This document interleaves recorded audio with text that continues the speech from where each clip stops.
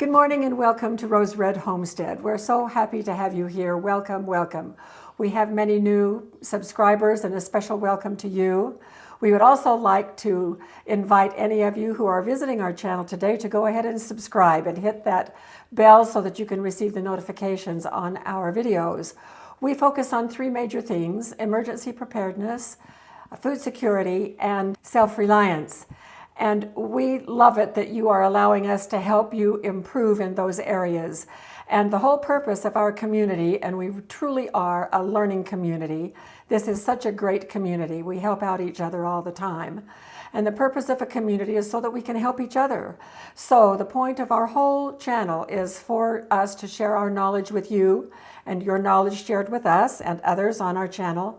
And then once we have that knowledge, that we all share with others. So welcome, and today we are excited because many of you have looked forward to this video on Friday. I'm going to start publishing a preview of the videos that we will be doing for the week on Sunday morning so that you can have an idea of what's ahead. And when I published on Sunday, this past Sunday, that we would be following up on the mushrooms that we picked up at the city market in St. George when we were there last Saturday, and that is shown on Monday's video, our discovery video. Many of you were excited to find out what we were going to be doing with this video. Are you excited? Oh, I'm excited. I can't wait. I'm revved up. I know, these mushrooms are just amazing. And we are so lucky to have found this gourmet grower right here in the corner, our little own corner of the world. The name of their company is Southern Utah Micro Farms. And so we are so excited to have gotten to know them. We met Dax and his wife Janae, and then Dax's brother Brock at the city market on Saturday. And then they do have a Facebook page. I will be putting the link to the Facebook page below this video, as well as Dax's phone number with his permission, so that any of you that may want to contact them, you can do so. But they gave us a little rundown on what they do, and then we went to their Facebook page, and they have posted some videos that are just outstanding and show you how they do their growing. So while we were there, we purchased these golden oyster mushrooms dehydrated. I wanted to see specifically how these dehydrated mushrooms would rehydrate. These are gourmet mushrooms, and so they cost a little bit more, but we were anxious to try them out. But I was a little bit concerned because I also have dehydrated mushrooms, and it takes them quite a while to rehydrate. I used grocery store mushrooms, and then they were a little bit rubbery after they reconstituted. So what we're going to do today is I'm going to show you the results of rehydrating the mushrooms. Then I'm going to saute them with a little bit of rosemary and then set them aside. And Jim is going to come in and you are going to... I have no idea what I'm going to do. Oh, yes, you do, because you've practiced this morning already. This morning I practiced. Oh, wow. And I ate some and it was delicious. You're just saying that. I'm blushing. So what are you going to do? I'm going to make an omelet for us. Jim, 2-egg omelet. And, well, let me get there. Okay. And I just need to warn you, if you are expecting a conventional way to do an omelet, go someplace else, because Jim does it in his very own way. And it's delicious. Oh, thank you. Okay, so I'm going to get started. And I'm going to back out. All right, so I emptied probably about, a quarter of the mushrooms that we got in this little bag. And I rehydrated them in this bowl this morning, and it took about 15 minutes.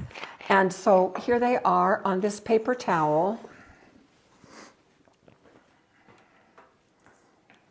And hopefully you'll see that well enough. And then I'm going to put some of the dehydrated ones out so that you can compare. So they rehydrated beautifully. And they are not the least bit rubbery, at least once they were sauteed.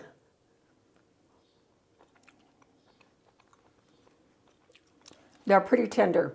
So what is going to happen next is I am going to pat these dry a little bit while this reheats, while this heats up, and I'm going to put it on a very, very low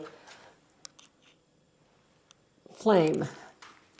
This is the carbon steel pan that we have just added to our collection. We wanted something that was a little bit more lightweight than cast iron, and this is more lightweight. Not as lightweight as I had hoped, but it is carbon steel, which a lot of people just absolutely love, so we wanted to try it out. So these are a little bit dry. I mean, they're still wet, but I have knocked off a lot of the moisture. And I'm just going to put them in the pan, dry pan, for just a minute. And I'm just going to stir them around a little bit to get rid of some of that moisture. And I'm going to add some butter. This is actually ghee.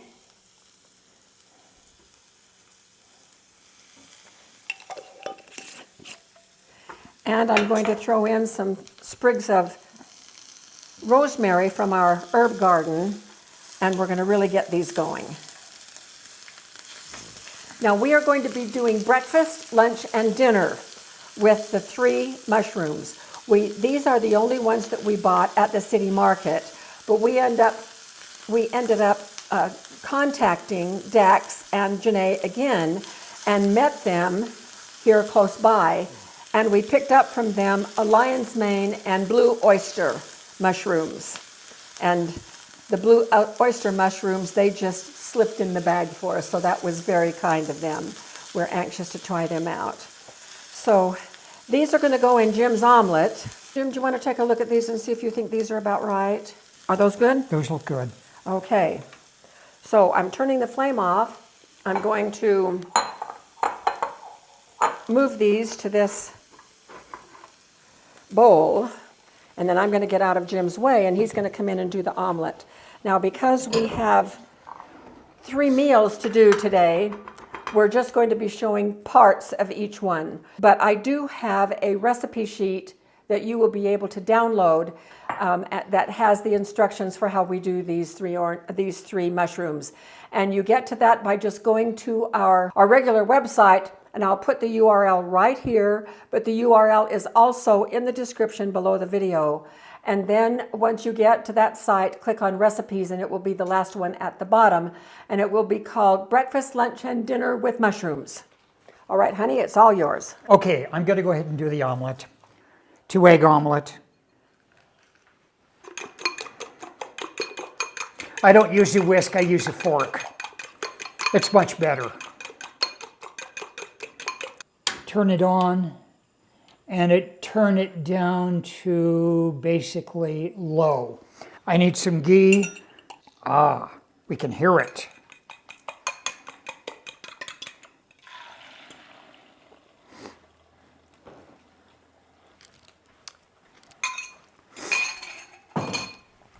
Okay, so we'll let it sit for about 1.5 minutes or 2 minutes. See what it's starting to look like. Okay, a little bit longer.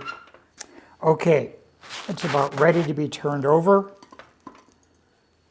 And like that. That was interesting. Got it too high. Need to go ahead and put this on.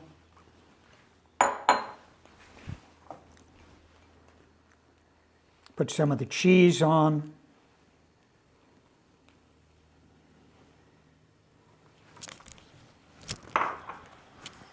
And then flip it again. And then some more cheese on top. I like lots of cheese. No kidding.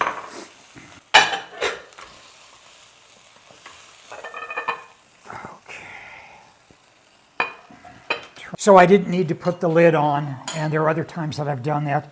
It started rising very nicely. And It really did. It just started puffing right up.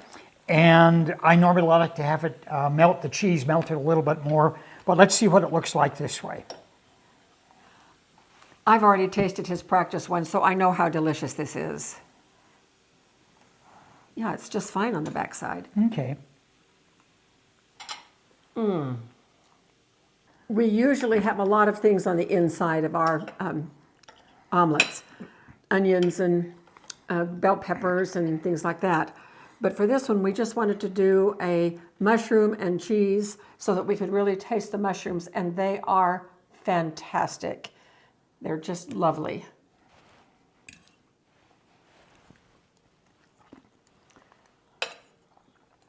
That's nice. Really, really good. You can taste the mushrooms. I can taste a little bit of the rosemary, can you? Not right offhand, no. Well, we are going to finish our breakfast and clear the deck and get ready for lunch. All right, time to get ready for lunch. What you got going, baby? So here we have the lion's mane mushroom. I have never in my life seen anything like this. But I wanted to try it based on what Dax said. And Dax's wife, Janae, showed me a picture on her phone of the meal that she had fixed the night before. And they had done like pulled pork sandwiches, only pulled mushroom sandwiches. Because this acts just like a meat substitute, she said. You can even fry pieces up just like steak. That sounds great. Cut them like steak. Yeah, that's kind of what I'm going to do. I'm new at this, and so we'll see how it goes. I'm just going to use my instinct in cooking mushrooms, plus I've done a lot of reading online to see if I can figure out how to do lion's mane.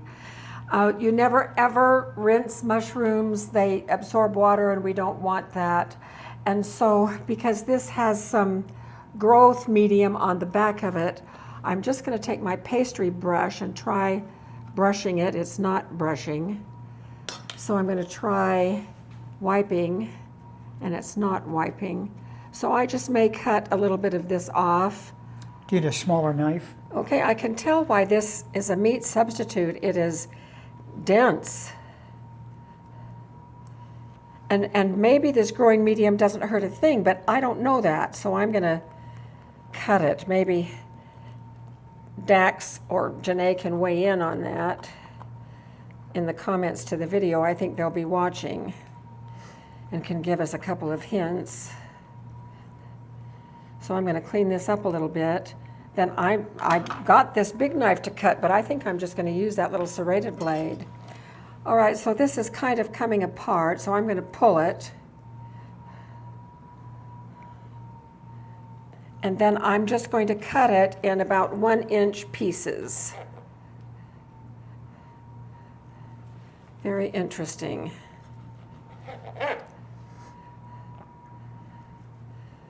No, they're about 1/2-inch pieces. Now, one thing, this is way, way too much for us for one meal. And so we are going to be working with our level 1 food storage, because these aren't going to last more than about a week in the refrigerator, and we've already had them a couple of days, 3 days.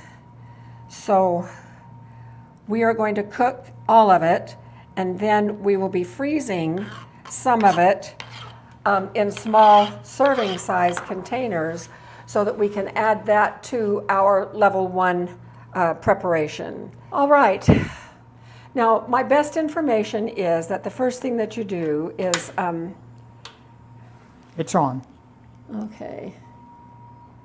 On medium heat, you just put these in a pan, a dry pan, and this is our carbon steel again. And you cook them for a couple of minutes on each side in single layers.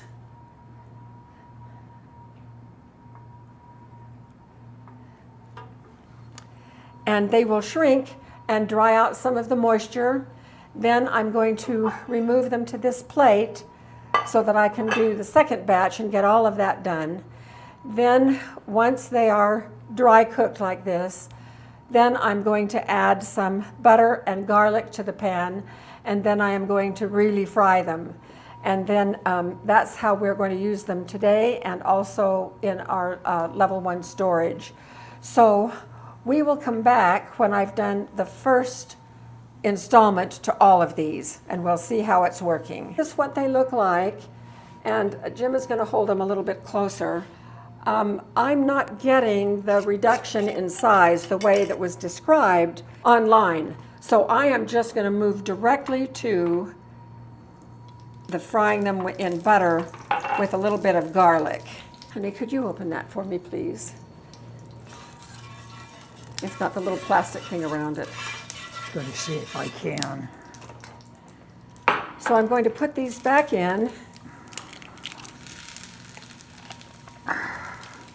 Some people say you can just fry these like a steak. Do you want these? You want a spoon? A little spoon, please.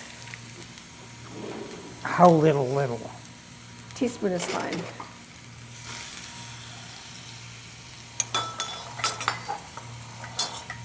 It's all juicy. So I'm adding in just about a spoonful of garlic to saute along with them. The ones that were more moist, like this particular piece, are doing really well.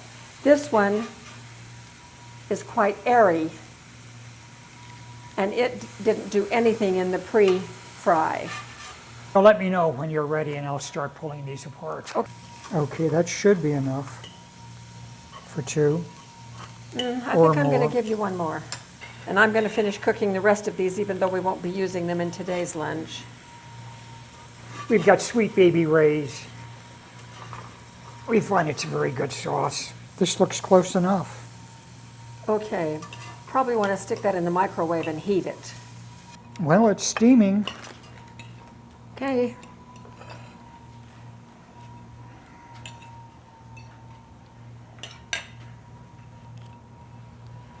All right, here we have it. Steaming pulled mushroom filling for sandwiches. I think I'm just going to do one sandwich. Is that okay? Sounds okay to me. We can split it. Because that was a heavy breakfast we had. We usually don't eat that much. I'm just going to try a little bite of this, just a plain mushroom. It has a really good flavor. It does not taste like meat, but that could be that we cooked it wrong. But it really is a good flavor. And the mushrooms taste great. Do you want to come in and take a bite of Sure. yours? So I will take one of these, Yeah. and we should probably have warmed up the buns. Oh, well, I didn't think about that. That's a nice taste.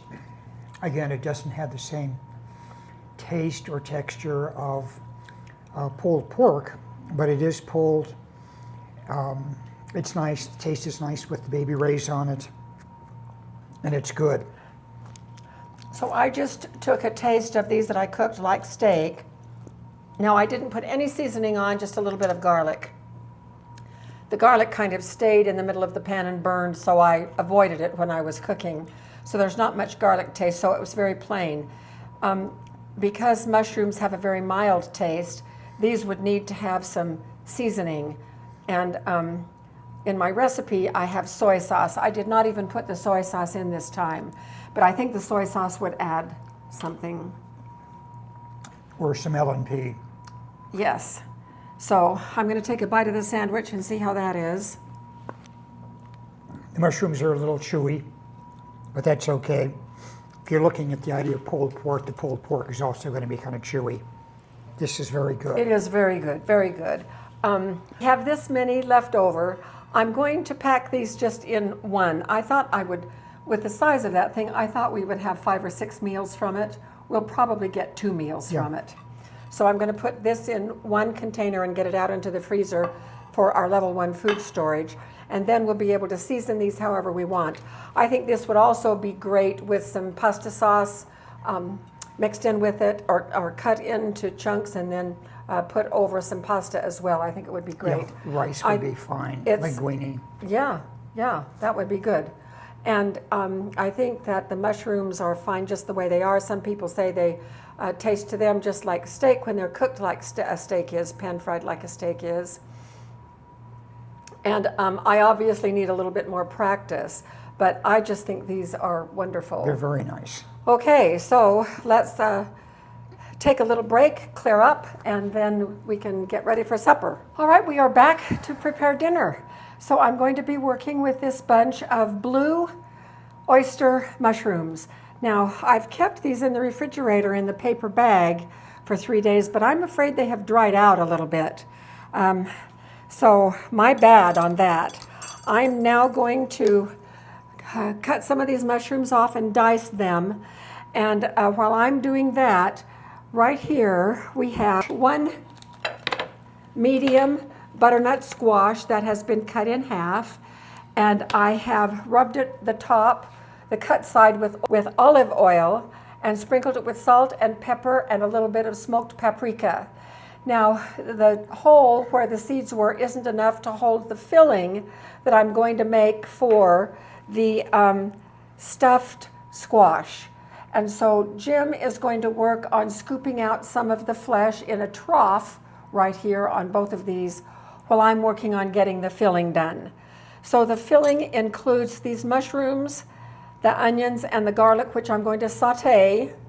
I'm going to rough chop the mushrooms, and then we're going to add some walnuts and some dried cranberries and a couple of handfuls of this spinach to make the filling. Then we'll fill it and top it with this mozzarella cheese and put it back in the oven for just a few minutes until the cheese melts. There's pecans.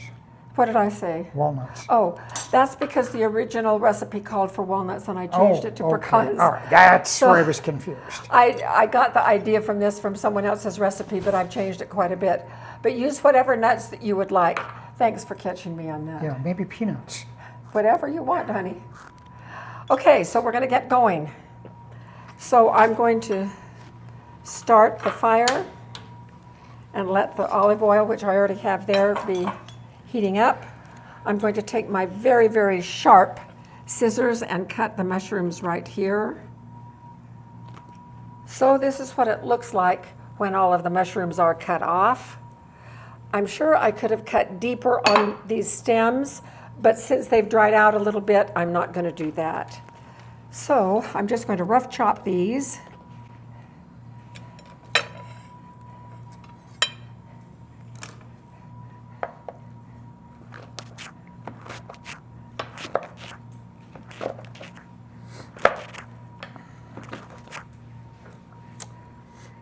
Oh, are you done already? Yeah. Wow, that was great. So I'm going to drop the mushrooms in. Need a little more oil, I can tell already. This is just olive oil. I'm going to add the onions and the equivalent of about 1 clove of garlic.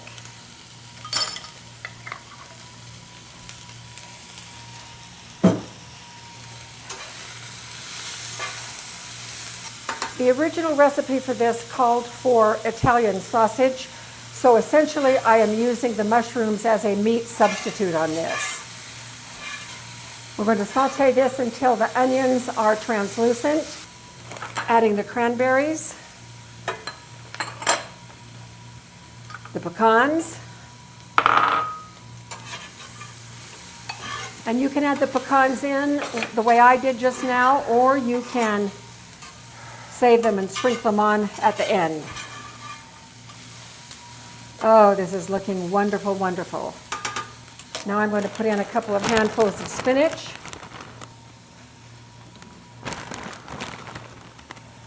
Okay, so the spinach has wilted, and oh, this is looking marvelous.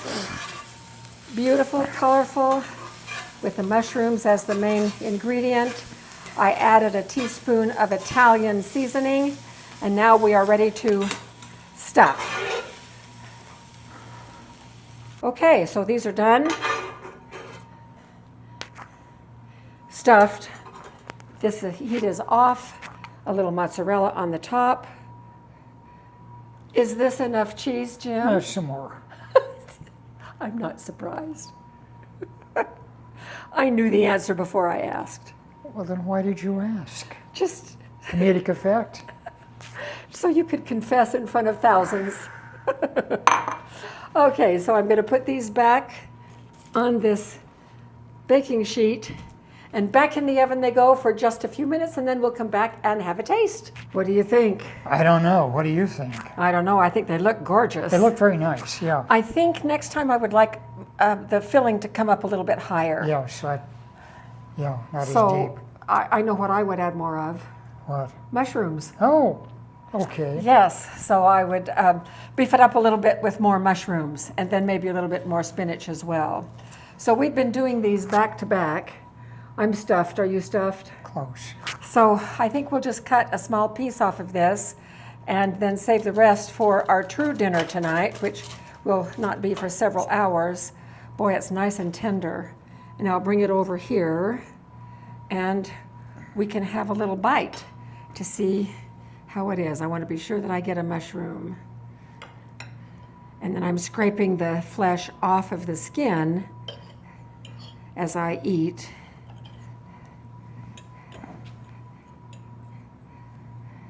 With the mushroom. So, here goes. Wow, Really? really. Fantastic. Okay. You want a clean fork? Get you a clean fork.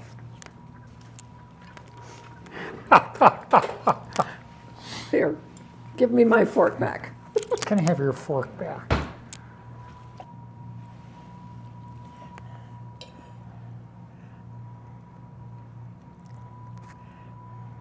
That's nice. It really is good. That is very good. It's a lovely, lovely side dish, or even a main dish.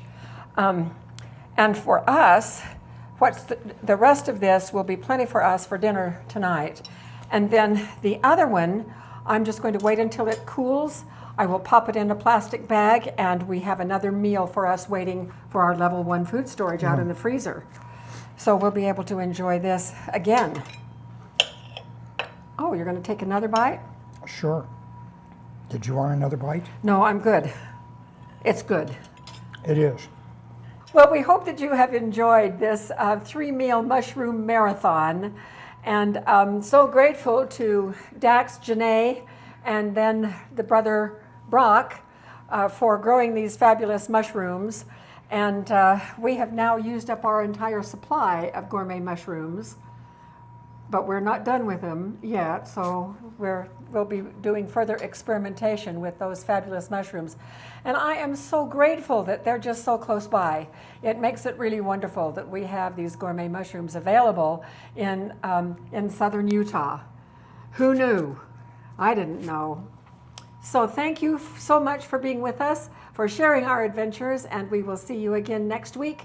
Don't forget to subscribe and watch Sunday morning for our preview of videos that will be happening next week. So see you then.